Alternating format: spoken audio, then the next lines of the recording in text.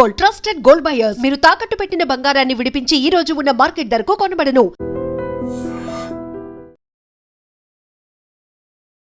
నమస్తే, welcome to I dream. నేను వాలి.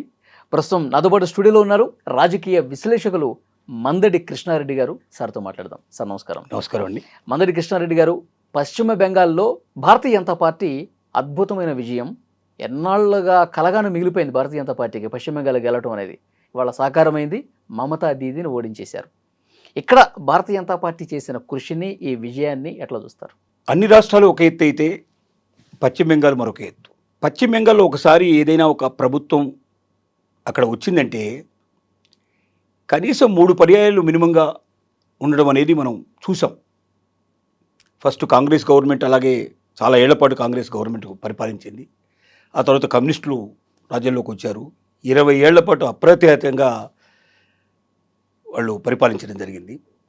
తర్వాత మమతా బెనర్జీ 3-4 పర్యాయాలు వాళ్ళతో ఢీకొట్టి కాంగ్రెస్ నుంచి విడిపోయి తృణమూల్ కాంగ్రెస్ను స్థాపించి చాలా కష్టపడి సామ్రాజ్యాన్ని నిర్మించుకుంది. 3 దఫాలు 15 ఏళ్ల పాటు తన ప్రభుత్వం అక్కడ స్థిరంగా నిలుపుకోగలిగింది. ఈసారి కూడా 100% తను గెలుస్తారనే పూర్తి నమ్మకంతో తను ఉంది. బీజేపీ చేయని ప్రయత్నం అంటూ లేదు. దాంట్లో మంచి ప్రయత్నాలు ఉన్నాయి, చెడ్డ ప్రయత్నాలు ఉన్నాయి, తప్పులు ఉన్నాయి, ఒప్పులు ఉన్నాయి. ముందు తప్పుల గురించి మాట్లాడదాం సార్. తప్పుల గురించి మాట్లాడడం మొదలు పెడితే బెంగాల్లో చీల్చే ప్రయత్నం చేశారు. ఏమిటా చీలిక అంటే హిందుత్వ నిబంధన తీసుకొచ్చి జై శ్రీరామ్ అనేటువంటి నినాదంతో హిందువులని ముస్లింల నుంచి, క్రిస్టియన్స్ నుంచి విడదీయడానికి ఒక పెద్ద ప్రయత్నం చేశారు. నువ్వు హిందువు అయితే నువ్వు మా వైపు రావాల్సిందే, హిందువుకి ఇంకో వేరే ఆలోచన ఉండకూడదు. బీజేపీ తప్ప, బీజేపీ హిందువు అయితే బీజేపీ కావాలి, బీజేపీ హిందువు అయిపోవాలి అన్న ఒత్తిడిని ప్రజల మీద పెంచారు. నెంబర్ 1. అప్పుడు ఏం చేసింది ఆవిడ? బెంగాలీ నినాదాన్ని తీసుకొచ్చింది. ఆవిడ కాళీమాత నినాదం పట్టుకుంది. జై దుర్గామాత అని చెప్పి గర్జించడం జరిగింది. అంటే లిటరల్గా బెంగాలీసు, హిందువులని 2 భాగాలుగా విడిపోవడం జరిగింది అక్కడ. తర్వాత non veg and vegetarian. Bengali బ్రాహ్మణులు కూడా ఫిష్ని, చేపని వాళ్ళు వెజిటేరియన్ కింద భావిస్తారు. ప్రతిరోజు బ్రాహ్మణులు ఫిష్ తింటారు అక్కడ. సముద్రం ఒడ్డున ఉన్నటువంటి బెంగాలు.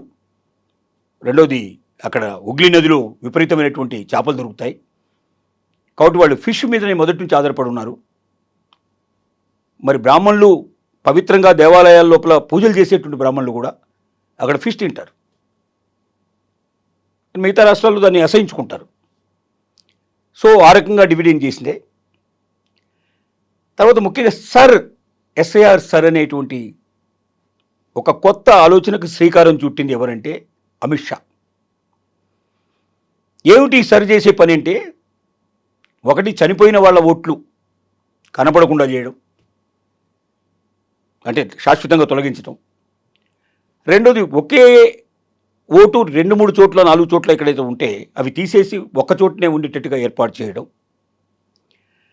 మూడోది, తప్పుడు అడ్రస్లు, తప్పుడు సమాచారం ఇచ్చినట్టు ఓట్లని తొలగించటం. నాలుగోది, అతి ముఖ్యమైనది ఏమిటంటే, ఇతర దేశాల నుంచి భారతీయులు కాని వాళ్ళు, లేక భారతదేశం విడిపోయినప్పుడు మేము వేరే దేశానికి వెళ్ళామని ఆల్రెడీ డిక్లరేషన్ ఇచ్చి వెళ్ళనటువంటి వాళ్ళు, ఇతర దేశాలకు వెళ్ళి తిరిగి వెనక్కి వచ్చిన వాళ్ళు, ముఖ్యంగా ఈ సర్ ఎందుకు పెట్టారంటే బెంగాల్ కోసమే పెట్టారు. ఎందుకు పెట్టారు? 1000 కిలోమీటర్లకు పైగా బంగ్లాదేశ్ తోటి భారతదేశానికి సరిహద్దు, వెస్ట్ బెంగాల్కిను బంగ్లాదేశ్కి మధ్యలో సరిహద్దు ఉంది. ఈ సరిహద్దులు కాపాడాల్సిన బాధ్యత ఎవరిది? కేంద్ర ప్రభుత్వం. అక్కడంతా పహారా కాసేదంతా మిలిటరీ మొత్తం పహారా కాస్తుంది. అయినప్పటికీ చాలామంది చొరబాటుదారులు అక్కడిని తప్పించుకొని ఇండియాలోకి వచ్చేస్తారు. ఇక్కడ బంగ్లాదేశం పేద దేశం, అక్కడ బతుకుదెరువు చాలా కష్టం. భారతదేశం దానికన్నా ఎన్నో రెట్లు చాలా మేలుగా ఉంటుంది. ముఖ్యంగా బెంగాలీస్ వాళ్ళంతా కూడా మాట్లాడేది బెంగాలీ. అంటే మన భారతదేశం విడిపోక ముందు 1947 కన్నా ముందర ఇటు బంగ్లాదేశ్ ఇటు వెస్ట్ బెంగాల్ రెండు కలిసే ఉండేవి. అందరూ బెంగాలీస్తే, దీన్ని వెస్ట్ బెంగాల్ అన్నారు అందుకోసమే. అదంతా కూడా ఈస్ట్ బెంగాల్, ఇంకా మిగతాదంతా కూడా బెంగాల్ అంతా కూడా అక్కడికి వెళ్ళిపోయింది. అది బెంగాలీ మాట్లాడేవాళ్ళు, ఇటు బెంగాలీ మాట్లాడేవాళ్ళు. కాబట్టి తమ భాష మాట్లాడేవాళ్ళు, తర్వాత వాళ్ళకు వీళ్ళకు బంధుత్వాలు చాలా ఎక్కువగా ఉన్నాయి. వీటే కలుపుకొని వాళ్ళు చొరబాటుదారులు మెల్లగా లోపలికి ఎంటర్ అవ్వడం, అవ్వగానే వీళ్ళ ఇళ్లలోకి వచ్చేయటం, వీళ్ళ దగ్గర ఉంటాం, మెల్లగా ఓటర్ కార్డు, ఆధార్ కార్డు అన్నీ సంపాదించుకొని ఇక్కడే పనులు సంపాదించుకొని వాళ్ళు పొట్టబోసుకోవడం అనేది చేసుకుంటూ వచ్చారు. లక్షల మంది అట్లా వచ్చారు. ఈ సర్పేరుతో తీసేసిన ఓట్లు మిగతా అన్ని రాష్ట్రాల కన్నా ఎక్కువ, 97 lakhs ఓట్లు ఒక్క వెస్ట్ బెంగాల్లో తీసేయడం జరిగింది. అంటే ఉత్తరప్రదేశ్లో ఇంతకన్నా ఎక్కువ వస్తాయంటున్నారు. ఇప్పుడు ఎలక్షన్స్ లేవు కాబట్టి ఎలక్షన్ టైంకి అది పూర్తిగా మనకు వాస్తవాలు బయటకు వస్తాయి. సో మమతా బెనర్జీ ఆధారపడ్డ ఓట్లలో ఎక్కువ భాగం ఆ ఓట్లు ఉన్నాయి. అంటే ఆ బంగ్లాదేశ్ నుంచి ఇటు వచ్చిన వాళ్ళందరూ మమతా దీదీకే ఓటేస్తారా? ఓటేశారు. అనుకూలంగా. ఎందుకు ఓటేశారంటే వాళ్ళని యాక్సెప్ట్ చేసింది ఆవిడ. బెంగాలీసే కదా, వాళ్ళు బెంగాలీసే, మనం బెంగాలీసే, అక్కడ బతకలేకపోయారు, ఇక్కడికి వచ్చారు, వచ్చినప్పుడు అవకాశం ఇవ్వడం తప్పే ఉంటే అని అంటున్నారు. ఇంకోటి, బంగ్లాదేశ్ నుంచి ప్రధానమంత్రినే బయటికి పంపించేస్తే ఆ ప్రధానమంత్రి వచ్చి వాళ్ళ ఢిల్లీలో వచ్చి మకాం వేసింది కదా, మరి బీజేపీ గవర్నమెంటే ఆహ్వానించింది కదా, ప్రధానమంత్రికి ఒక రూలును వేరే వాళ్ళకి ఇంకో రూల్ ఉండకూడదు కదా ఆమె వాదన. నేనేమో సామాన్యుల్ని పిలుచుకొచ్చి సామాన్యులు వస్తే నేను పెద్దపీఠం వేశాను, మీరేమో ప్రధానమంత్రులు వస్తేనే మీరు పీఠం వేస్తారు, మామూలు వాళ్ళు మీరు వేయరు అనేది ఆవిడ వాదన. ఏది ఏమైనప్పటికీ ఈ సర్ వల్ల లక్షల ఓట్లు, 97 లక్షల ఓట్లు మొత్తం టోటల్గా తీసేయబడ్డాయి. దాంట్లో కనీసం 50% పైన ఓన్లీ బెంగాల్ నుంచి, అంటే అక్కడ బంగ్లాదేశ్ నుంచి వచ్చి ఇక్కడ స్థిరపడ్డటువంటి వాళ్ళు ఎవరుతున్నారు, ముస్లిమ్స్ ముఖ్యంగా, వాళ్ళ ఓట్లు మొత్తం తొలగిపోయాయి కంప్లీట్గా. అవన్నీ 100% పడాల్సింది ఎవరికంటే మమతా బెనర్జీ వాళ్ళకే పడుతుంది. ఓకే, ఓటమికి ముఖ్య కారణం సర్వల్లే ఓడిపోయింది అంటారు. ఓటమికి ముఖ్యమైన కారణాల్లో అదొక కారణం. రెండోది ఏమిటంటే మమతా బెనర్జీ మిగతా రాజకీయ నాయకుల్లాగా పట్టు విడుపులు తెలిసినటువంటి వ్యక్తి కాదు, స్ట్రైట్ ఫార్వర్డ్ వ్యక్తి. తనకు నచ్చకపోతే ప్రధానమంత్రిని కూడా మొహం మీదనే తిట్టేటువంటి లక్షణం ఉంటుంది, ఎదిరించేటువంటి లక్షణం ఉన్నటువంటి, ఎవరిని లెక్క చేయదు. రెండోది డబ్బు దాచుకోవాలని లక్షలు. ఆవిడ ఎలక్షన్లో డిక్లేర్ చేసింది చూస్తే మనకు క్యాష్ ఎంత ఉంటుందంటే 1000 రూపాయల మీద క్యాష్ ఉంటుంది, 5000 10,000 రూపాయలు క్యాష్ ఉంటుంది. ఆస్తి అంతా కలిపితే 10 లక్షలు 15 లక్షలు 20 లక్షలు వాల్యూ రాస్తుంటుంది. 3 సార్లు చీఫ్ మినిస్టర్గా చేసినటువంటి వ్యక్తికి ఎంత ఆస్తి ఉండాలి, ఎన్ని కోట్లు ఉండాలి మనకు తెలుసు కదా. మన దేశంలో ముఖ్యమంత్రులతో పోల్చుకుంటే 1000 కోట్ల సామ్రాజ్యం కదా ఇక్కడ. అసలు ముఖ్యమంత్రి కూడా అవసరం లేదు, రాజకీయాల్లోకి వచ్చిన వాడి యొక్క ఆస్తిని మనం లెక్కేసుకుంటే ఒక మంచి నాయకుడు అని చెప్పి పేరు పడిన నాయకుడు చూస్తే కోట్ల రూపాయలు ఉండకపోతే వాడు రేపు ఎలక్షన్లో పోటీ చేయడానికి అవకాశమే లేదు వాడికి. ఇట్లాంటి పరిస్థితుల్లో సింపుల్ సిటీ, ఎప్పుడు ఆ తెల్ల చీర ఆ ముతక చీర కట్టుకుంటుంది, బట్ భాషణ మొదలు పెడితే గుండెల్లో బాంబులు పేరినట్టుగా మాట్లాడగలుగుతుంది. సో ఇలాంటి స్ట్రైట్ ఫార్వర్డ్నెస్ వల్ల ఏమైందంటే చాలామందిని దూరం చేసుకునే అవకాశం ఏర్పడింది. తనకి కొంత గట్టిగా మాట్లాడడం, కొన్ని విషయాల లోపల ఉండటం వల్ల కొన్ని వర్గాల్ని తను దూరం చేసుకోవడం, ముఖ్యంగా ముస్లిం వర్గాన్ని బాగా తన ముస్లింని విపరీతంగా సపోర్ట్ చేయడం వల్ల కొంత హిందూ ఓటింగు పోగొట్టుకునే పరిస్థితి ఏర్పడింది. దానికి తోడుగా అమిత్ షా తర్వాత మోడీ గారు అనేక సభల్లో మ్యాక్సిమం సభలు నిర్వహించడం జరిగింది, మ్యాక్సిమం ఊరేగింపులు నిర్వహించడం జరిగింది, డబ్బు విపరీతంగా ఖర్చు పెట్టడం జరిగింది. తర్వాత 3-4 ఏళ్ల క్రితమే, ఇంతకుముందు 2 సార్లు ప్రయత్నం చేశారు, 2 ఎలక్షన్లో మొదలుపెట్టారు, కొద్దిగా ఫస్ట్ ఎలక్షన్లో జస్ట్ సింగిల్ డిజిట్ పరిమితం అయ్యారు, రెండో ఎలక్షన్కి వచ్చే వరకల్లా కొంచెం బాగానే ప్రధాన ప్రతిపక్షంగా 77 స్థానాలు వచ్చినాయి, తీసుకోగలిగారు. ఇప్పుడు 3 ఏళ్ళు ముందరే మొదలుపెట్టారు ఈ పని.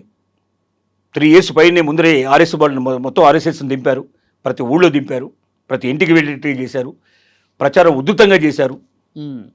సో హిందూ ముస్లిం నినాదాన్ని మ్యాక్సిమం తీసుకొచ్చేసి మనం బంగ్లాదేశ్ వాళ్ళు మొత్తం ఈ బెంగాల్ని మొత్తం పూర్తిగా ఆక్యుపై చేసుకుంటారు, రేపు పొద్దున బెంగాలీసే ఇక్కడ ఉండకుండా అయిపోతారు, అందరూ బంగ్లాదేశ్ వాళ్ళు అవుతారని భయపెట్టారు, బెదిరించారు. మేము వస్తే మొత్తం ఈ బంగ్లాదేశ్ వాళ్ళందరినీ వెనక్కి పంపించేస్తాం, మీ ఉద్యోగోపాధి అవకాశాలు మేము రక్షిస్తాం, మిమ్మల్ని పూర్తిగా మేము రక్షణ కల్పిస్తామని చెప్పి నమ్మకాన్ని కలిగించారు. చెయ్యని ప్రయత్నం అంటూ లేదు. సార్, తృణమూల్ కాంగ్రెస్ ప్రభుత్వంలో రౌడీ రాజ్యం వెళుతుందని చెప్పి పెద్ద ఎత్తున విమర్శలు కూడా ఉన్నాయి కదా సార్, అది వాస్తవేనా? మమతా బెనర్జీ పెద్ద రౌడీ అన్నారు, ఇంకా వేరే వాళ్ళ సంగతి ఎందుకు? మమతా బెనర్జీని పెద్ద రౌడీ కింద చిత్రించారు. పాలిటిక్స్లో సహజంగా గూండాయిజం, రౌడీయిజం అనేటువంటిది ఏ పార్టీలో అయినా ఎంతో కొంత ఉండకుండా ఉండవు. ఎందుకంటే ప్రత్యర్థిని ఎదుర్కోవడానికి సామధాన భేద దండోపాయాలు ఎన్నో అన్నీ ఎదుర్కొంటారు. బీజేపీ కొన్ని రాష్ట్రాల్లో చేయలేదా? మన కేంద్రపాలిత ప్రాంతాల్లో, మరి ఈశాన్య రాష్ట్రాల్లో జరిగింది ఏమిటి? ఎంతమందిని చంపేశారు? కాబట్టి రాజకీయ పార్టీలు ఏది కూడా మౌనులాగా మునిలాగా ఉండేటువంటి వాడు కారు, ఋషులు కారు. సో ఇక్కడ గెలవటం కోసం ఏదైనా చేయడానికి దానికి ఏ అవకాశం ఉన్నా విభేదాలు కల్పిస్తారు, కులాల మధ్య చిచ్చు పెడతారు, మతాల మధ్య చిచ్చు పెడతారు, సరిహద్దుల మధ్య చిచ్చు పెడతారు, అన్ని రకాల చిచ్చులు పెట్టే ప్రయత్నం చేస్తారు. ఓకే, పశ్చిమ బెంగాల్ అనేది ఒక పంట కింద రాయిలా మిగిలిపోయింది భారతీయ జనతా పార్టీకి. ఖచ్చితంగా. రెండోది అక్కడి వరకే కాదు, నేషనల్ లెవెల్లో కూడా దాని ప్రభావం పడింది. నేషనల్ లెవెల్లో కూడా ఎన్నిసార్లు వీలైతే అన్నిసార్లు ఢిల్లీకి రావడం, ఇక్కడ మీటింగ్లు పెట్టడం, ఇక్కడ ప్రెస్ కాన్ఫరెన్స్లు పెట్టడం, బీజేపీ మీద చెత్తంతా ఎంత చెత్త కావాలని చెత్త దొర్లి వేసేసి వెనక్కి వెళ్ళిపోవడం అనేది మమతా బెనర్జీ దినచర్యలో ఒక భాగం అయిపోయింది. కాబట్టి మమతను ఎదుర్కోవడం అనేది డైరెక్ట్గా సాధ్యం కాదు. ఒక్క మమతను లేకుండా చేయగలిగితే మనకి ఇంకా తిరుగు ఉండదు అనేటువంటి ఆలోచనకు రావడం జరిగింది. దాంతో పూర్తి కాన్సన్ట్రేషన్ అక్కడ పెట్టారు. చాలా ఏళ్ల నుంచి ప్రయత్నం చేశారు. చిట్ట చివరికి అన్ని ప్రయత్నాలు చేసి విశ్వ ప్రయత్నాల్లో గెలవడం జరిగింది. అంటే ఒక్క మమతను ఎదుర్కోవడానికి ఎంటైర్ బీజేపీ, ఎంటైర్ కేంద్ర ప్రభుత్వం కూడా ఎన్ని సహకారాలు తీసుకున్నారు. ముఖ్యంగా ఎలక్షన్ కమిషన్ కీలుబొమ్మ చేశారు. ఎలక్షన్ కమిషన్ కీలుబొమ్మ చేశారు. కొన్ని వాగ్దానాలు చేశారు, భవిష్యత్తులో ఆశ కల్పించారు, ఉద్యోగ ఉపాధ్యాయులకు అవకాశాలు బాగా మెరుగుపరుస్తామన్నారు. మమతా బెనర్జీ కన్నా డబుల్ ఇంజిన్ సర్కారు వస్తే మీకు ఎక్కువ ఇండస్ట్రీస్ వస్తాయి, ఎక్కువ అవకాశాలు వస్తాయని చెప్పారు. కొన్ని ఆలోచనలు కల్పించడం ఒకవైపు అయితే, రెండో వైపున మైనస్ ఏముంది ఆ ఉండడం వల్ల, ఓకే ఏం జరగబోతుంది, రేపొద్దున బెంగాలు పూర్తిగా బంగ్లాదేశ్కి అంకితమైపోయి బంగ్లాదేశ్లో కలిసిపోయినా ఆశ్చర్యపడాల్సిన అవసరం లేదని చెప్పి చూపించారు, బొమ్మ చూపించారు. ఓకే, దానివల్ల భయంతో ఇటువైపు మొగ్గు చూపారంటారు. ఇవన్నీ కారణాలే. సో చూద్దాం సార్ నెక్స్ట్ ఏం జరగబోతుందో. పశ్చిమ బెంగాల్లో ప్రభుత్వం మారుతుంది కాబట్టి బీజేపీ ప్రభుత్వం ఏమేం చేస్తుంది తర్వాత మళ్ళీ మనం మాట్లాడదాం. Thank you. And for more videos, Please subscribe to iDream. Please subscribe to iDream. Please subscribe iDream. And please subscribe to iDream. For more videos, subscribe to iDream. please like, share and subscribe to the channel. Congratulations, iDream. Subscribe to iDream. Subscribe to iDream. So subscribe to iDream Media. iDream ki iDream team andarki huge congratulations. Please subscribe iDream Media. Please subscribe to iDream. Subscribe iDream. Please subscribe to iDream. iDream అంటే నా కళల ఛానల్ను subscribe చేసుకున్న నోరు తిరుగుతలేదు, మీరైతే గంట గుర్తు కొట్టండి. For more such videos, please subscribe to iDream. Subscribe to iDream. Please subscribe to iDream. Please subscribe iDream Media. Please do subscribe to iDream. Please subscribe to iDream Media. For best entertainment and information, please subscribe iDream. And don't forget to subscribe to iDream.